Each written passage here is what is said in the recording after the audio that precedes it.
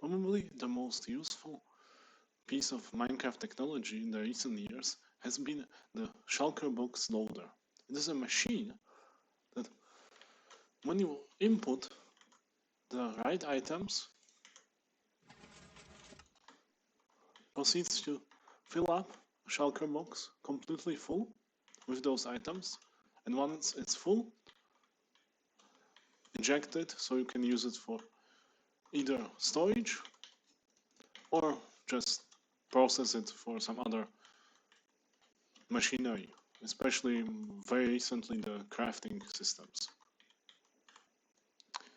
However, the one you are seeing right here, which has been by far the most overpowered version of this, since it does not just load shulker boxes, it only does it with the right items. You can see throwing something different than redstone dust into this setup right here won't work. This means it also has an item filter. However, despite this thing working just fine right in front of you, and I can repeat this here dozens of times, it's not perfect. It has the same issue as many other such designs, and that's the problem with breaking these boxes.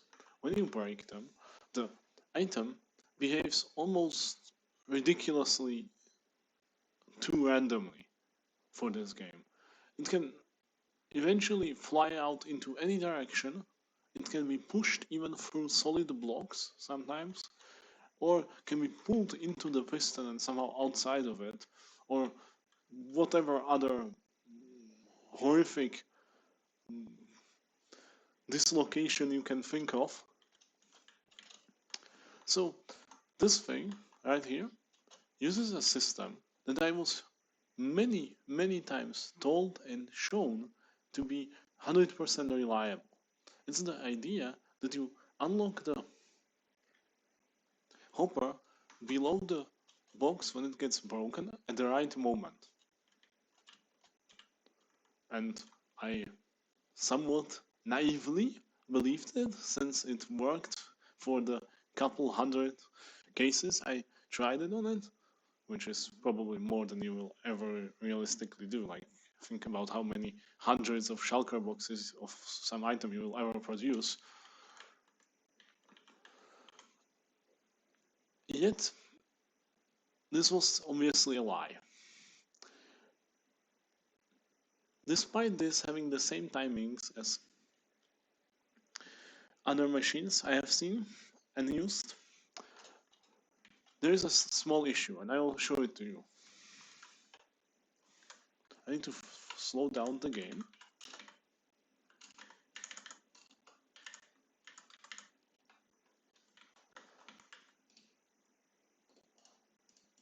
I will simply add an item directly.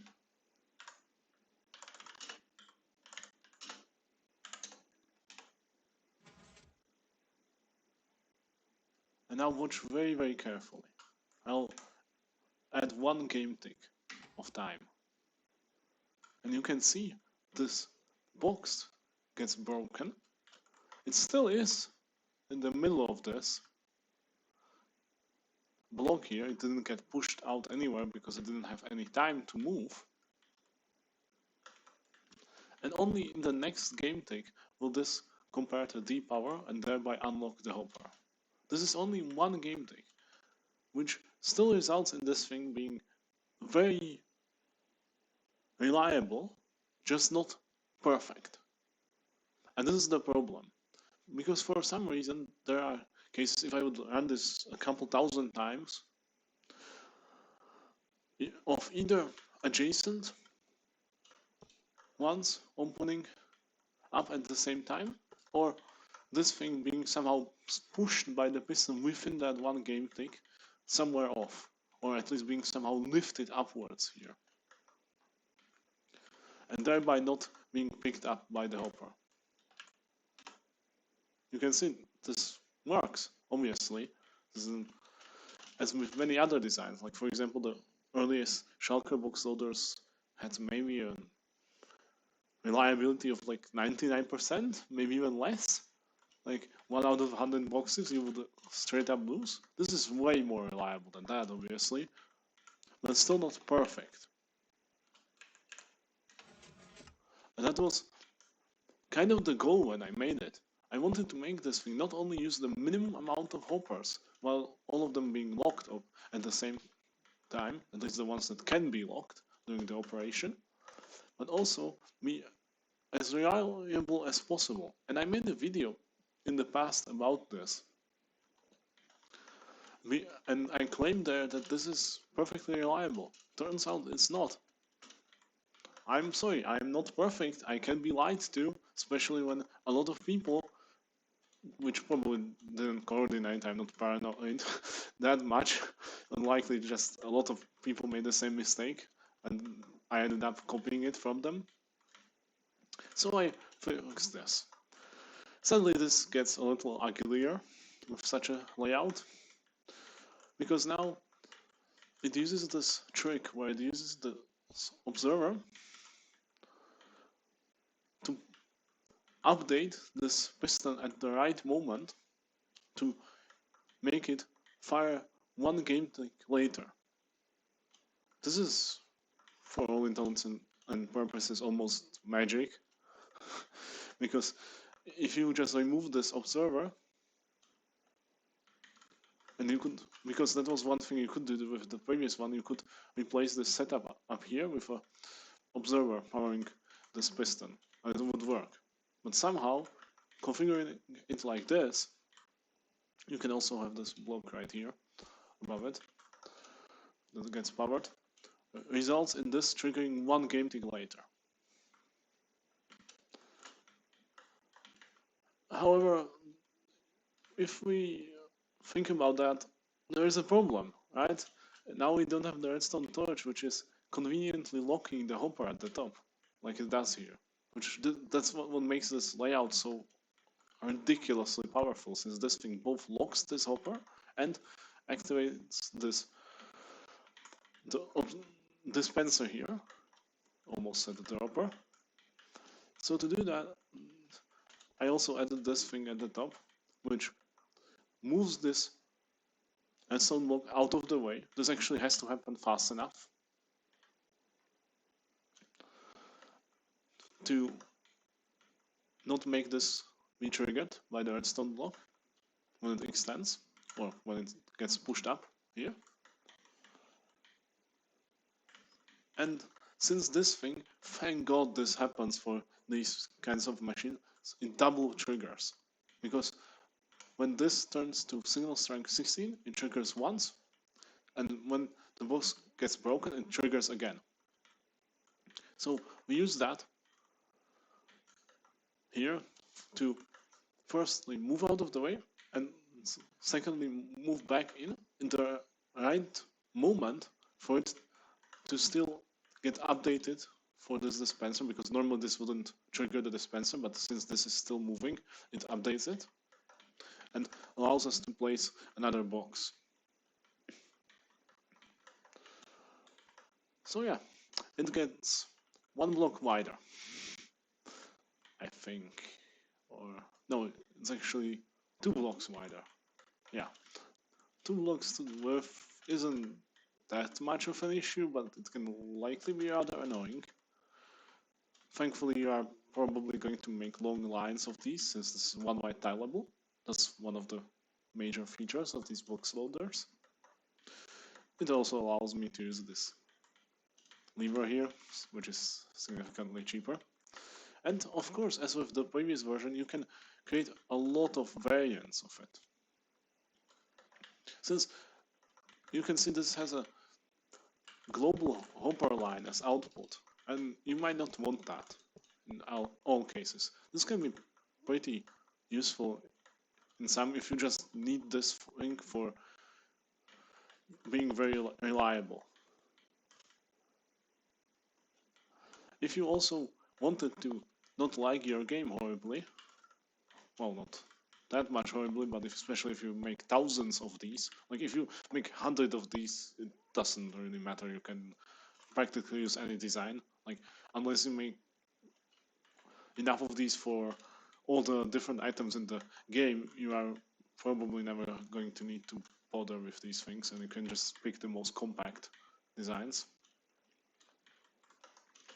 This thing simply ejects the boxes through a dropper into a water stream that then carries them away instead of a line of hoppers, which is significantly less laggy. And it's also faster, especially if you have way too many of these in a long line. You can then have issues that the hopper line might clog up, but that's at around, I think, 15 million items per hour, which is not likely to happen, but it might happen if you have some other systems that feed full boxes into the same line. Obviously, WaterStream can't clog itself in this game, which is a rather interesting feature. And you might have noticed I'm using the shroom lights, since they are much better than the jack-o'-lanterns I used before. And then I made another version. I didn't make 4 this time because, well, it takes way too long to make these, and I'm not sure if it's so necessary, especially since people really hated the version I used to make, where I had the signal go on a line all around here. That was very useful if you wanted to make a output where not all of the boxes get put into the same line or cube or whatever you want to call it. Or some people call it local output.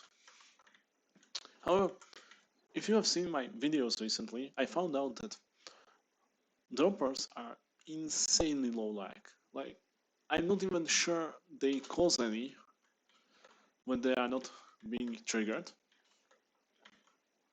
So that's why I used this system here.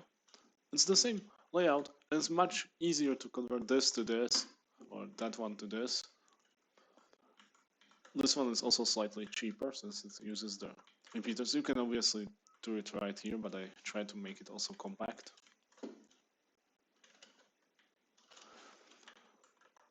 And it's literally the same thing, except it sends the signal through this set of 3 droppers. You can also use just 2 of them and put a chest here or whatever you prefer to have there.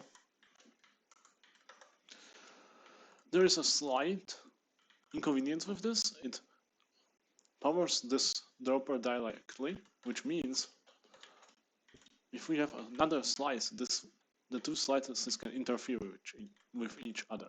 But those of you who remember what I said a couple seconds ago will realize that since this triggers twice, it cleans itself up. So unless this failure would happen literally every second time, which is insanely unlikely since one shulker box is like 1,700 different items, and you would need 2 of these next to each other to basically empty out at the same, or fill out the box and then want to empty these droppers at the same item, and that's a chance of like 1 to 1,700, which is incredibly unlikely. Well, technically you can have 2 adjacent ones, so 1 to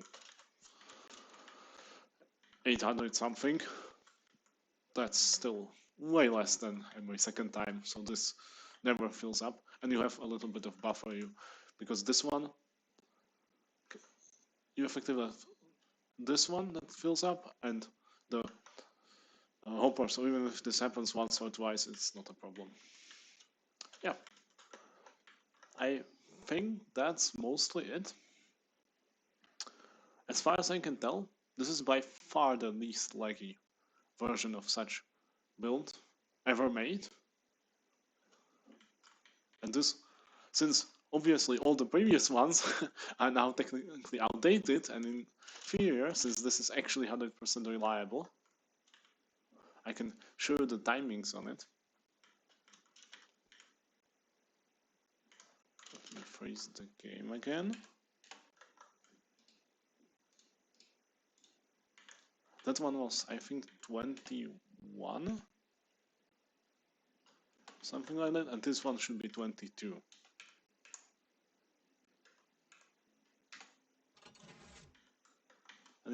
will see these two.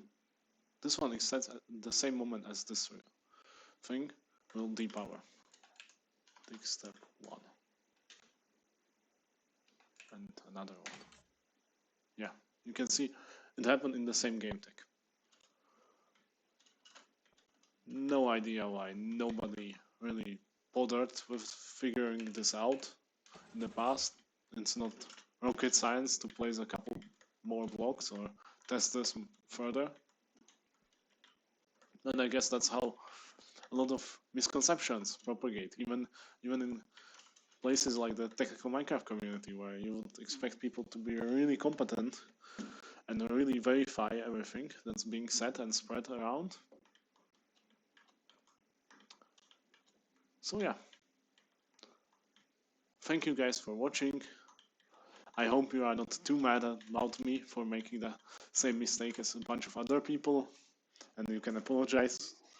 You can accept my apology and forgive me. And please like, share this video with others, subscribe, whatever, to get this out so more people are aware of such issues. And have a nice day.